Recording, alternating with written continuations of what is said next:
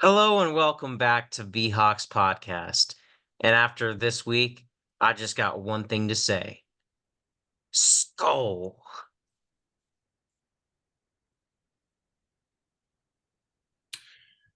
You get a muff punt. You get a missed field goal. You get a fumble. You get an interception. Everybody gets a turnover. That's the story of week 4, my friend. My game had 7 combined. Like holy. Can people learn how to catch punts? Like that might quarterbacks, screw y'all. We're not paying y'all anymore. People that can actually catch a punt, you are now the most valuable player in the league. I mean like our punt returner got hurt and I don't think Naylor's ever returned a punt in his life cuz like he put his hands above his head to block the sunlight and try to catch that ball. That is not how you return a punt. So we better go sign somebody. But like how many like I know you had one, the Texans had one.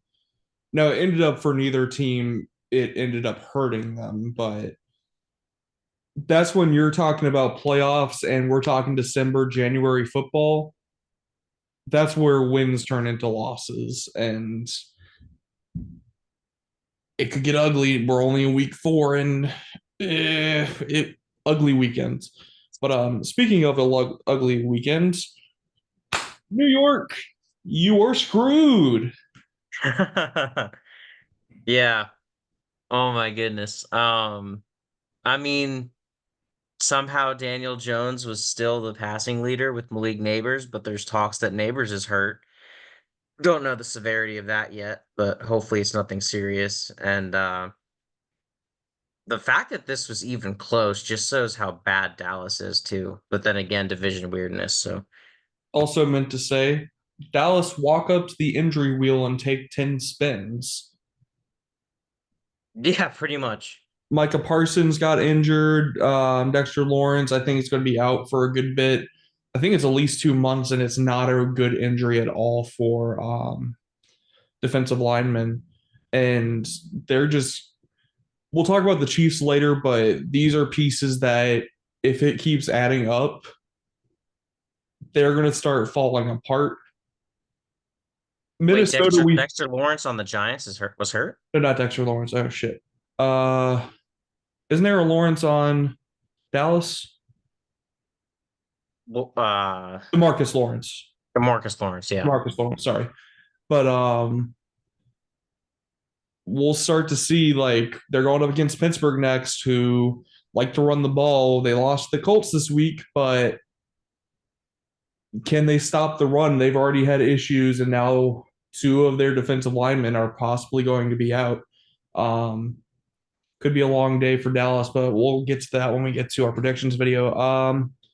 New Yeah, they Orleans, held the Giants to no yards, but the Giants also don't have a good running game. So yeah, just because they kept the Giants to like 26 rushing yards or whatever, that is not impressive. If you do the same thing to the Steelers with your defensive lineman or your defensive line injured, okay, we can start talking about how it's fixed. Until then, keep your mouth shut. Now, New Orleans, you fell off a cliff. I don't know where you went. That offense that was hot for 2 weeks has turned into a pumpkin, and then you lose to Atlanta. yep. Had a great day.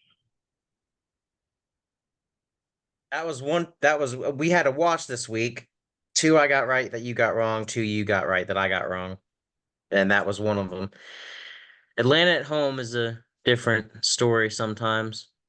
Um, but yeah, I mean Kirk Cousins' fourth quarter comeback. He learned that with us. He's kept it going. I mean, the Saints still led all the main stats offensively. They just couldn't convert on the key downs, couldn't turn it into points. So, And speaking of getting most of the yards, the Rams, I the think, are going to Rams. be in quite a bit of trouble, especially because here's the thing, they're still getting stats and they're still losing. They won last week against the 49ers, which I think you and me both agree that it was just a division game where both sides were injured.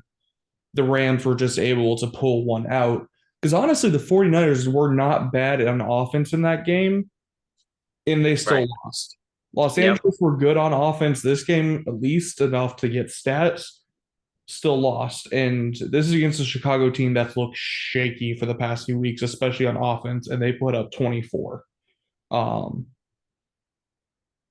it's an on the road conference game, especially against an opponent that you usually don't see. So there's plus and minuses to that type of matchup. But one of those things for the Rams that you are down early to start the year, and if they want to push, they're going to have to be perfect for the rest of the year, and that gets difficult in the NFL, especially if losses keep piling up in the early window. Same thing's going to be happening to the Bengals, but we'll talk about them later. Pittsburgh at Indianapolis. Justin Fields is looking better, but the Colts pull off the upset there. Um, Michael Pittman Jr., welcome back to the lineup. Yeah, I don't think he was gone. I just think, nobody Mistake. found him. But then Joe Flacco's like, I know how to throw to my receivers. So I know how to throw more than just a deep ball. Uh, Therefore, Michael Pittman Jr. had a great day. Um, I mean, Pittsburgh kept it close, but one of the undefeated teams to fall this week. And I don't think Pittsburgh's out by any means. I think they're still a tough team. I don't think anybody saw this coming from the Colts. But now they might be a wild card team if they stay with Joe Flacco. Yeah, we'll see what happens with Anthony Richardson. Indianapolis still has the questions on defense too. They've been pretty horrific on defense, but they did pretty well, especially in like the run game against Pittsburgh on Sunday. Pittsburgh, we've been talking about your defense, and you completely fell apart on Sunday. Could not get a stop against Joe Flacco to save your lives. Um, it's just one of those things you just can't have happen, and especially in a tight division where the Ravens look like they're finally coming back. Bengals finally get a win on the board.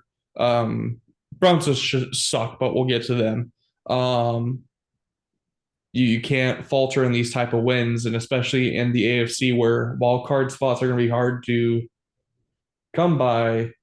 These are the type of wins you need to get, especially if Indianapolis starts putting wins together and they're in the conversation when we get to the end of the year and tiebreakers are a factor.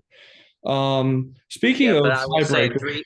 Hold on one sec. Three things are inevitable: death, taxes, and Joe Flacco beating the Steelers. fair. Speaking of,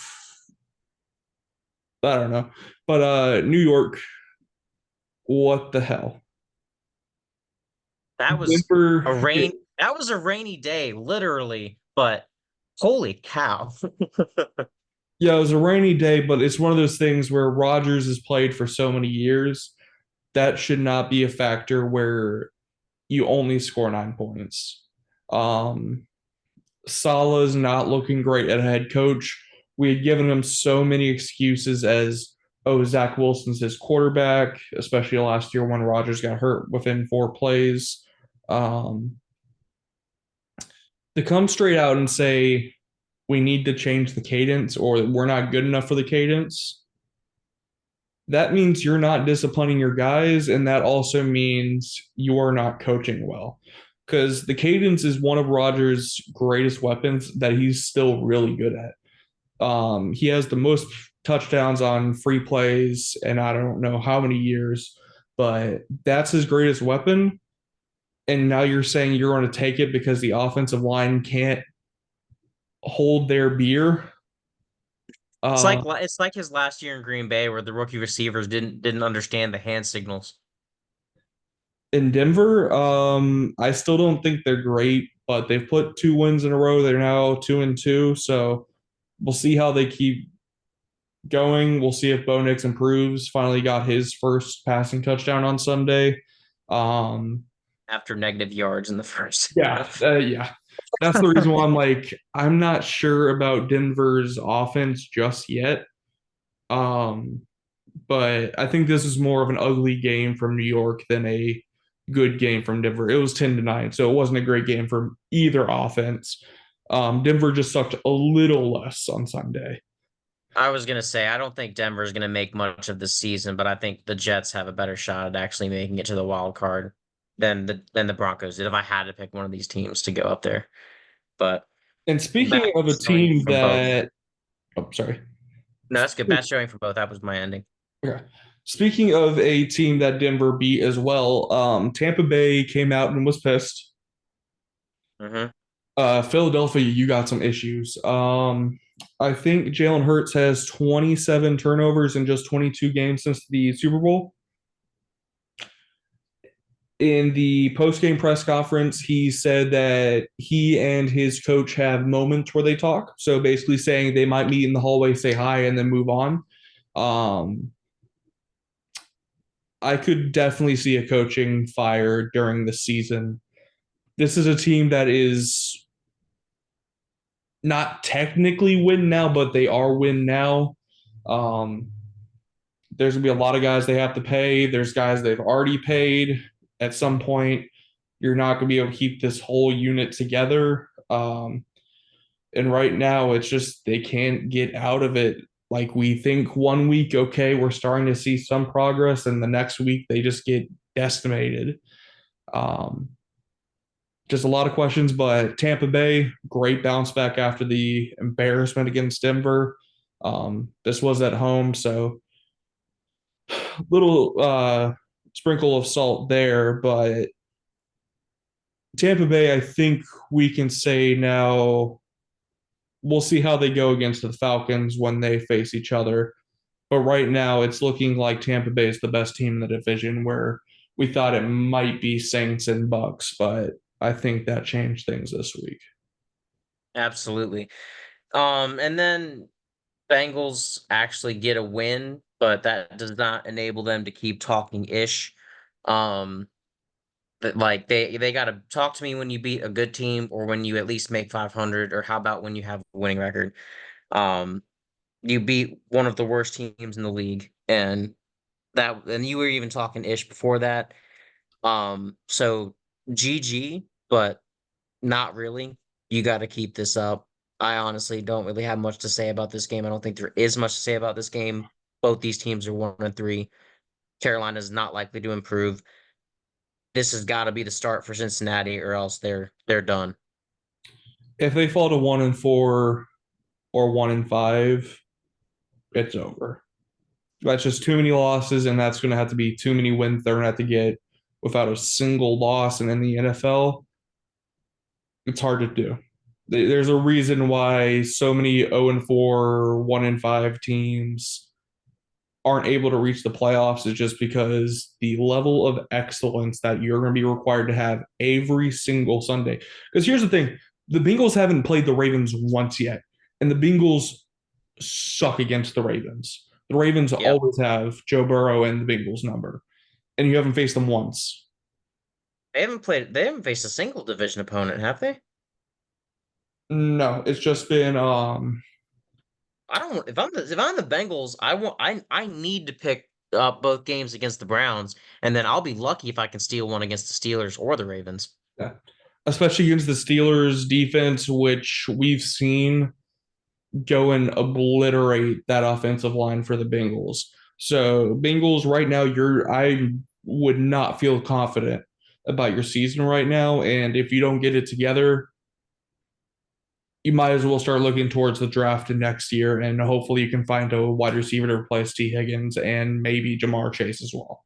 Um, Yep. speaking of, Looking to Jacksonville at Houston, if Trevor Lawrence wasn't a pumpkin this year, this is a game that Jacksonville wins because of division weirdness. And it still was close, even though Trevor Lawrence was just not there. Um, like great. It's great for Houston to keep their wins alive, bounce back after their loss to us, where they got smacked. But I mean, got to hold out that division win. So I mean, good for them. But I don't think having a close game with Jacksonville, who's now 0-4, is something to really hang your hat on. So we'll have to see Houston as they continue on. They definitely don't look as good as they did last year, but maybe they're still shaking some rust off and figuring out how to keep Nico Collins and Tank Dell involved with Stephon Diggs there, who's trying to obviously take the majority of the targets. So I think it's just got to be figuring out where everything goes. I think they'll be in good shape once they do that. But Jacksonville, pack it up. They're done. I will say for Houston, I believe Tank Dell was out this game, so that's your best wide Yeah, he receiver was. out. No, Um, that's their third string. okay, well, Tank Dell was out. That's one weapon. And Houston was one of the ones that, as we talked about at the beginning, had a muff punt that basically gave the ball to the Jaguars at the goal line. Um, One of those things where a division game, we've seen a lot of division games be close, even when the talent might not be as close on paper. Yep. Um, Honestly, Jacksonville had control of this game pretty much from jump, and they just choked it away. And that's starting to become a thing for the Jaguars. Other than the playoff game where the Chargers absolutely choked the hell out of it, um, there's a reason why they got that lead that quickly and had the ability to choke it away. Yep. Jacksonville's not looking like a good team right now, and it was pretty shocking to hear their coach in the post-game press conference say, when questioned about his job security, that he was surprised he was being asked that. You're 0-4, you're not looking good. We could be seeing the end of at least the Doug Peterson era in Jacksonville by the end of the season if things continue this way. And right now, there's nothing to really say, okay, we're starting to see improvement or any bright signs or things to look and say, okay, that at least looks good for Jacksonville. Tough game Yeah. and just another L for Jacksonville, which Trevor Lawrence has not won a QB start in the regular season since after Thanksgiving last year. We have passed the 300-day mark. And that's the one thing I wanted to touch on right before we move to the next game real quick is that if you're Jacksonville, I mean, your GM traded away your receivers. Trevor Lawrence is not playing well. Doug Peterson is not coaching well. Where do you draw the line? Is this a bench Trevor Lawrence and see if the backup can do better? Is this fire the head coach at the end of midseason or the end of the season? You know, it seems like the problems are everywhere when they had just seemingly gotten it together to make a play, like to make the playoffs, and they're right back to where they were years before. So it's very interesting to see how they literally spiked once and then fell right back down to the bottom. So sad to see that for their organization, but hopefully they get it together. Jaden Daniels going on his quest for offensive rookie of the year. It is not even close right now. He should be leading by 1,000 points. Um, I don't know what happened to Arizona's offense. That's my question. I think it was just one of those things where it got away from them and they just weren't able to keep up. Washington has looked really good offensively for the past 2 weeks, and I don't think they're going to be able to like. I think Jaden Daniels has like an 82 plus passing percentage or completion percentage right now, or above. It might be 82 to 85. Um, do I think that's going to stay by the end of the season? Probably not. That will probably dip down at least into the 70s, just because that would be incredibly tough to keep. But right now he's being efficient. Washington's actually looking good offensively when we thought, yeah, they have Jaden Daniels, but what about the other pieces? And right now they're proving themselves. Right now they're looking good. And Arizona, You're 1-3. You need to start bound. You have a tough game against the 49ers this Sunday. This is your prove it or lose it for this season. If you go 1-4, that's probably it. Yep. And then not much to say about New England at San Francisco. The better team won. They bounced back. There's really not much else to say. The Patriots got sacked a ton. Jacoby Brissett, just not able to do anything against that defense really. And again, better team won. I think we can move on to Yeah. then just say these are two bad teams. One of them had to win it. Just happened to be Las Vegas. Kudos to what's his face, the backup for Max Crosby for closing out the game with a sack on Watson. But yeah, both these teams do not look good. Vegas has even mentioned that they are open to trading Devontae Adams. We'll have to see what that's going to look like if it happens middle of the season. We'll definitely touch on that when it becomes news, if it becomes news. But whew, that this was a battle of bad. Yeah, Cleveland, you're done. The Raiders, you and me, behind the scenes, you and me both saw the injury list for the Raiders coming into Sunday, and we were like, we're switching to the Browns. Yep. They should have won it easily, and here we are. Browns are what, 1-3 now as well. I believe so. Yeah. Like it's one of those things where it's a tough division. Do we think the Steelers are going to win the division? Weeks 2 and 3, 1, 2, and 3, we thought, probably not. Right now, Cleveland's not looking good. The Bengals started out horribly. The Ravens, we'll get to their game in a second, but at least the Browns wise, I don't think we're going to be seeing them play January football, but only good thing for them is Chubb has come off the PUP list and he will be returning to practice. So if he can come back and be that dominant Nick Chubb that we've seen, they could probably start getting some momentum.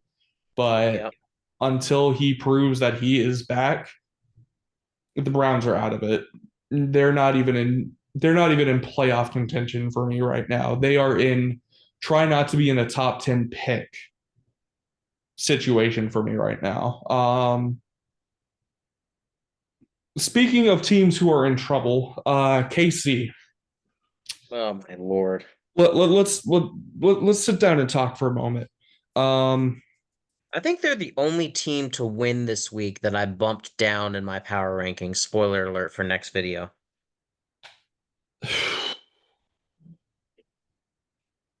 I don't really have much to say except Patrick Mahomes struggles again. Yeah, he got 245 yards, but another pick. I think no, it was the running back that had the fumble. And then Patrick Mahomes taking out his number one wide receiver. You got Travis Kelce back to 89 yards, but that's what, three of their top receivers now, or at least two. Yep. Um, you had Hollywood Brown, who hasn't played a snap. Rashee Rice is out now. What's their running back's name?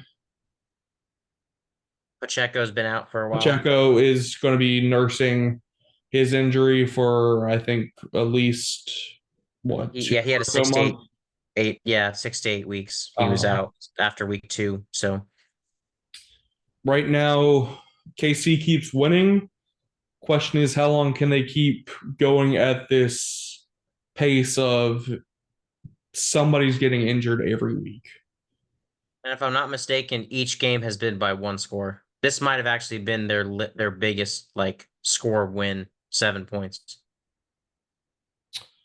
Speaking of a game that was not close, though, um, Buffalo, you want to talk about it? Yeah, and this is even before the Von Miller suspension that just happened. He played that game. Derrick Henry set the tone early with an 87-yard run, and Buffalo just could not do anything to answer. And that was one game where you just saw Lamar Jackson smiling because he's like, I don't have to do anything. I'm just gonna dump it off to Justice Hill, who you see is the receiving leader of the game, and hand it to Derrick Henry. That's all I gotta do. Um, you saw him run. I think he ran for a touchdown as well, but like he really didn't have to do much that game. And Josh Allen tried to do as much hero ball as he could and just could not do much against that defense. He was struggling all day. I mean, Baltimore at home is tough to beat. That's always been the truth. It's just they haven't looked good in previous games, but dang, did they look good Sunday night. And for the past two games, they've run Derrick Henry, and guess what's happened? You They win won. games. Um, Give the Miami, king his crown because he's back. Miami. I think you and me agreed that Tua at least isn't a top 10. He's probably more around a mediocre quarterback. Is that fair? Yeah, I mean, he was above average. I We mean, I say just think that like he, 15 to 10 range, right?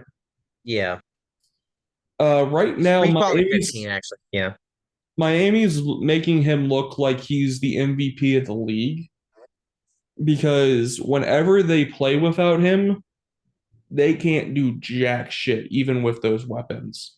This was an ugly game. Will Levis got hurt in, I think it was the first quarter. Um, Tennessee, take your win. Go on. Miami, you are falling apart quickly. Um, I think Tua's still on IR at least for another 2 weeks.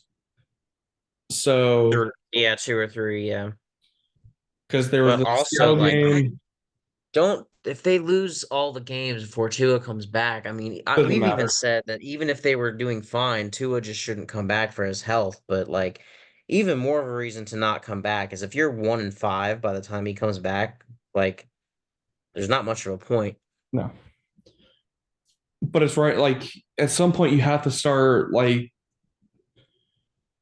you're all in at some point, and I don't know what their cap space is looking like, but there's gonna be a point they can't keep everything together. And we saw them having to replace pieces because of cap casualties last or this offseason. What's the next offseason going to look like? You have Jalen Waddle, you have Tua, you have Tyreek, you have all the defensive pieces that you're bringing in. It's a lot of paychecks going out and nothing to show for it. Do you want to go into your game next? And I'll say some of Sure. my game and then we'll wrap it up. That was definitely a tale of two halves. Um, we smoked them in the first half, and then uh, there was one pass to Brandon Powell, our fourth string receiver, who happens to be our punt returner, and he got hit in the head pretty hard. And thus, when Green Bay punted their final time in the first half, Jalen Naylor, our third string receiver, who even though he like regardless of the point that he's never had to field a punt before, I don't like the idea of having any of your top three guys in any position having to field anything. So I don't like the fact that he was out there at all, much less the fact he's never fielded a punt in his life. Um, I just that led to a spiral of Green Bay coming back, and it's hard because the game plan for the Vikings just completely changed in the second half. We played prevent defense, which was extremely evident by that second half. The third quarter was actually a stalemate. There were 0 points scored by either team, but we continue to play prevent into the uh, fourth quarter, and they were able to capitalize on it. And our offense was also playing to not lose instead of to win in the second half. Because when you get that big of a lead, you're kind of just like, okay, well, nothing too fancy, nothing outrageous, not going to take any chances because we're not going to risk giving this lead away, which understandable, but it's good when they cut it to one score, it was 28-22. We were able Sam Darnold was once again able to lead that important drive, go for that field goal, put us up 2 scores. Green Bay was able to answer, and then they failed the onside kick. And in reality, like that's what we can hope for. Sam Darnold is doing everything we've asked of him. Um, Kudos to Green Bay for being able to come back in that game. I do think it was largely in part due to the switching to prevent defense and play not to lose offense. I think had we kept our foot on the gas, this would have been a blowout. But Jordan Love really shouldn't have been back in that game. I He agree. did end up having a great game. So I mean, I mean, more touchdowns than picks, but still 3 picks is not good.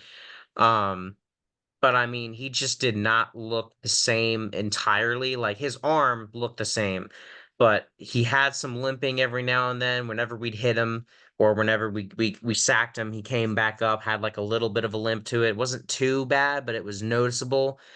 And I just think that yeah, you want to beat your division rival in the Vikings and your first division game of the year and your home opener, considering that they played Brazil. They were considered the home team there, I think, but or maybe it was the division opener. I don't. They were some that they were saying.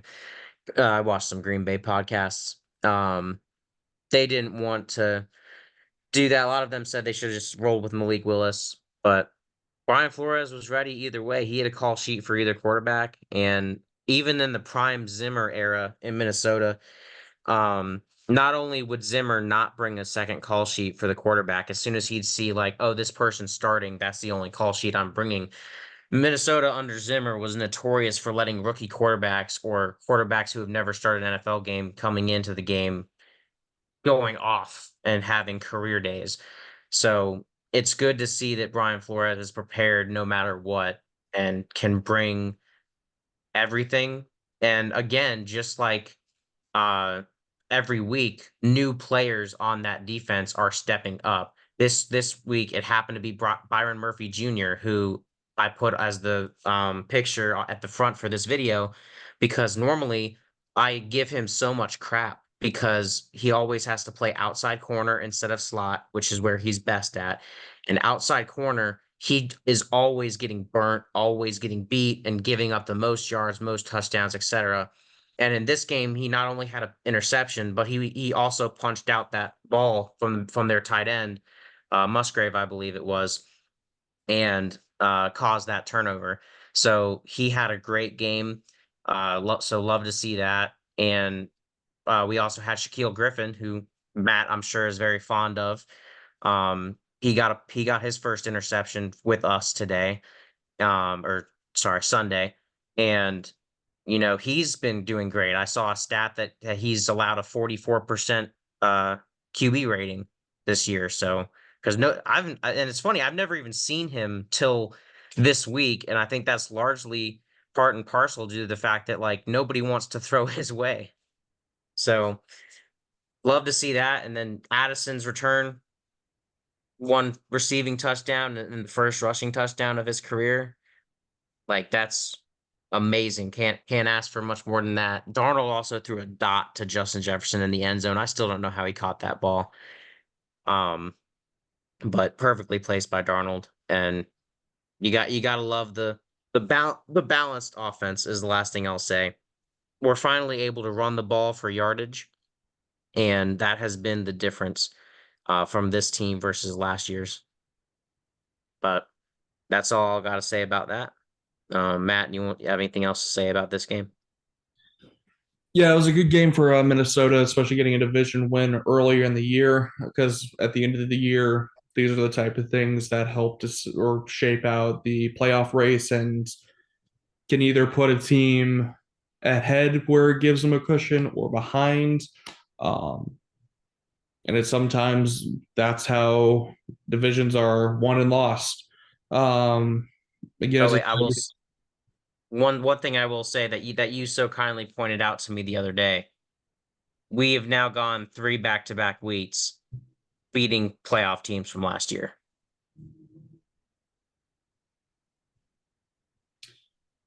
yeah. But Addison, good game back.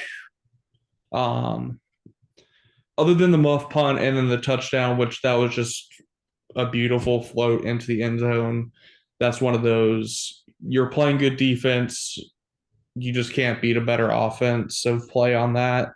Um, Other than that, you played a perfect first half. Second half, I feel like that's when Jordan Love started gaining some more confidence, which that could also be a part of prevent defense. He was being able to make easy throws, start getting him in a rhythm. 389 passing yards in a return game definitely ain't bad, but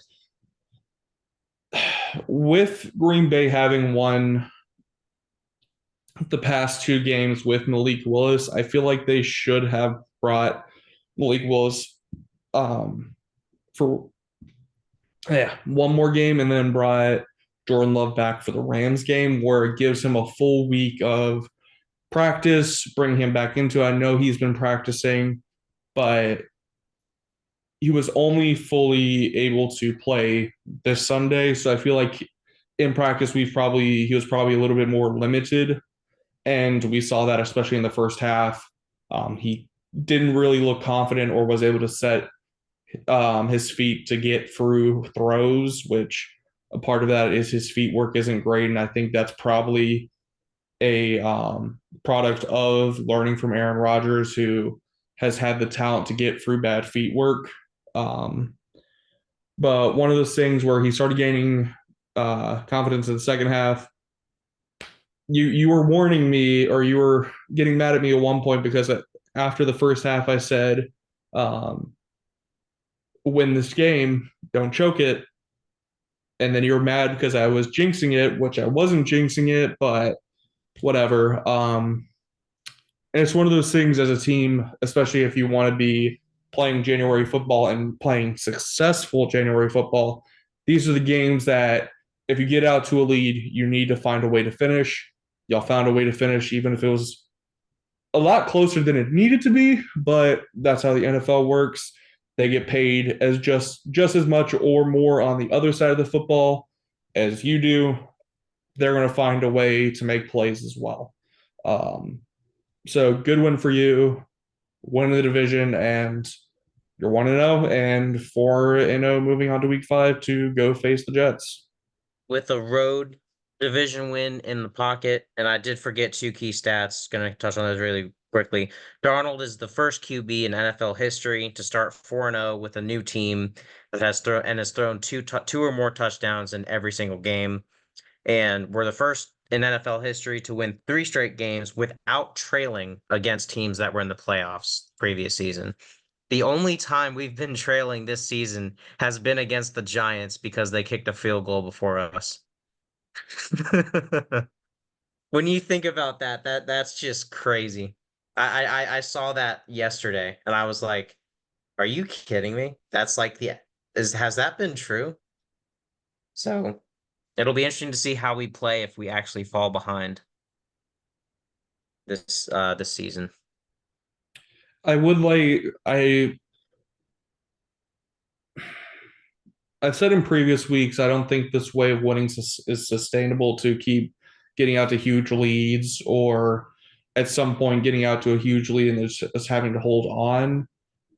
But you can't face adversity until it actually happens, and y'all still have not faced adversity. So I'm just interested to see how the team will react. But if you keep just doing this, which shouldn't be sustainable in all words or in theory.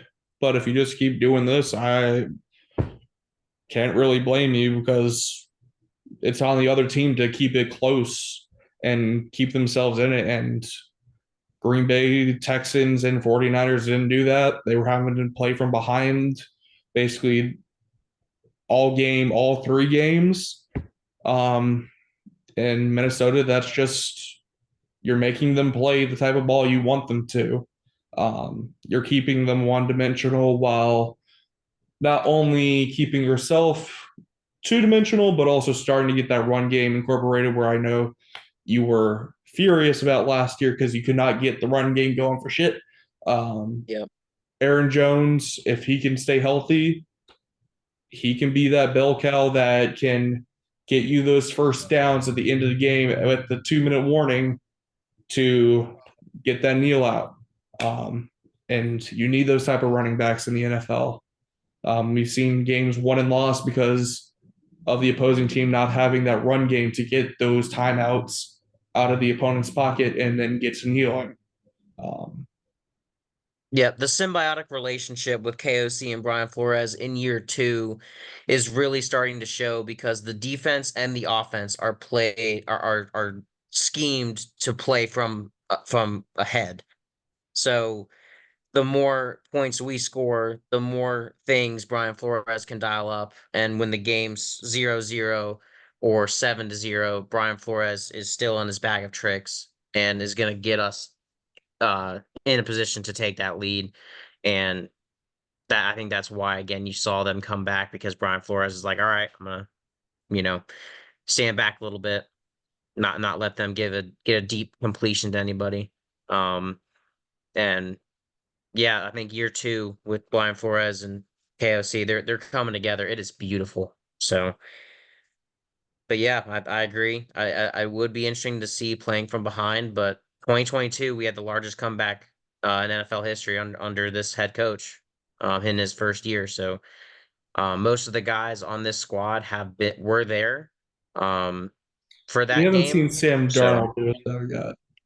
That's the correct, correct. But we've seen pretty much everybody on the offensive line and the and our weapons have been here last year for that or 2022 for that. Actually, I think all of them have been there for that.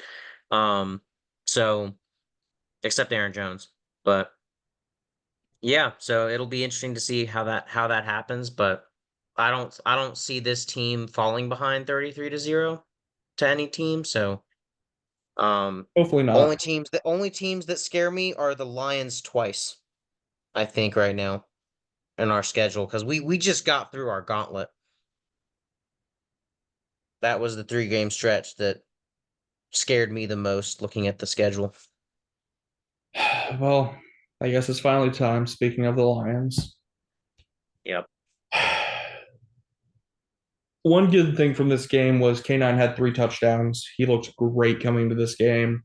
Um, had one freakishly athletic play where he got tossed down onto the defender or the defender was bringing him to the ground onto the defender's back, and then he pushed himself right back up and then kept running.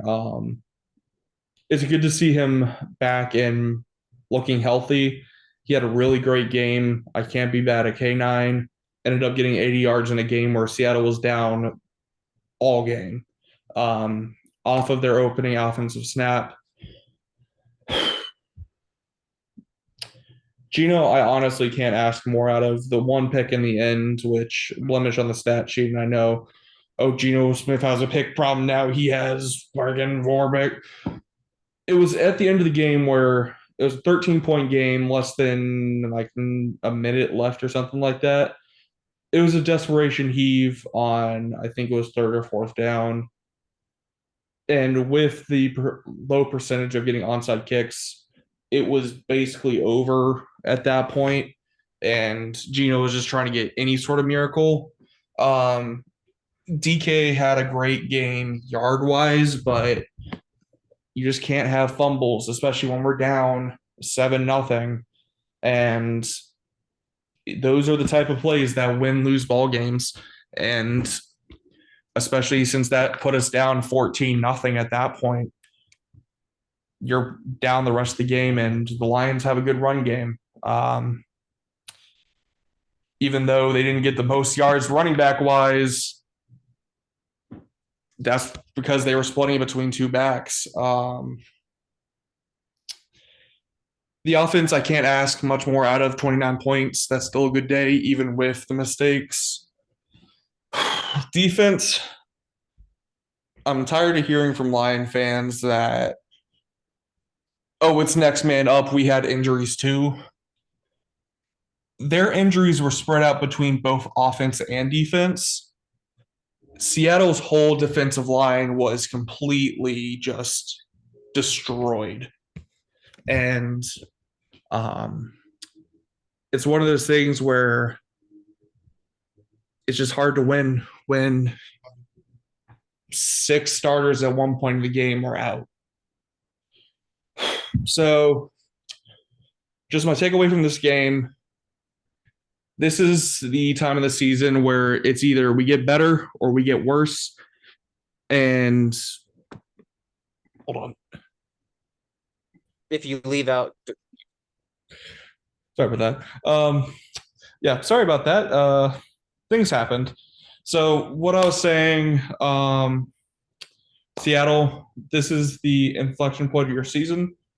Either we can learn from this and get healthy and move on. I really liked McDonald's press conference after this, where he was basically saying there's a lot of things we just need to learn from.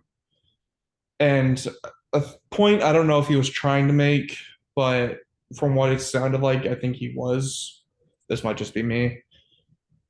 We don't need to be the San Francisco 49ers. We don't need to be the Detroit Lions. We don't need to be looking at ourselves compared to them. We need to be the best version of the Seattle Seahawks. And for the offense, played really well. Defense, like the first drive, a couple drives in the fourth quarter that we finally got some stops on. Those are things we can learn from. And I'm hoping that this was more of a game where the injuries forced our hand to open up more of their passing game and just this was more of a game that was caused by injuries, not because of the level we're at. Um, and we just need to reset, get healthy, make up or correct our mistakes. We're off to the Giants this Sunday, or Giants are coming to Seattle this Sunday. And then we have San Francisco next Thursday. So not a lot of turnaround time, 3 games in about 10 days. Um, just something we got to do and get prepared for. Um, Hopefully, San Francisco will be still slightly hurt. George Kittle just got back this Sunday, but one of those things we'll get to that point when we get there. So, Seattle, let's correct our mistakes and let's move on. Um, this is a game that can be learned from, not ignored, but hopefully this is an outlier, not the bar. yep, and I got three quick things to say. I know the video's long, so I'm gonna keep it short. Jared Goff had a perfect day. I don't want that to get overlooked. That offensive line of his, regardless of who he goes against, they hardly ever allow a sack. Um, and their run blocking is always elite. But 18 of 18 was an amazing night for him. Joe Buck also asked the audience who had Jared Goff getting a receiving touchdown on the bingo card. I, Yeah. for one, did not. So, but I also did learn that Amon-Ra is the emergency backup if Hendon Hooker and Goff both go down. So, didn't know that. Honestly, So, I'd have him over Hendon Hooker, but that's just me. for the mobility, for The sure. Wildcat But formations would go crazy. oh, absolutely. So that's just dangerous. But I think the main thing to take away is that Detroit's one of the teams that can take advantage of your defense. And I don't think that there's a lot of teams that can do that because, like, your D line's going to get healthy and that's going to help stop the run up the middle and everything. But the problem is that the reason why Goff was able to go perfect passing was because they did a lot of stuff underneath and very to the flat and let their guys make the plays. They didn't ever try like too many deep shots to your corners one on one or into double coverage. Like it was very much, throw 20 yards or under and let the playmakers make plays. A lot of end arounds, a lot of just different, disguises. And I think that, Detroit's one of those teams that has playmakers at every level that can do that. And I think when you guys keep going around to other teams, I think that you'll be able to still have your lockdown corners. I just think your corners didn't get the opportunities that they've had in other games to actually lock somebody down.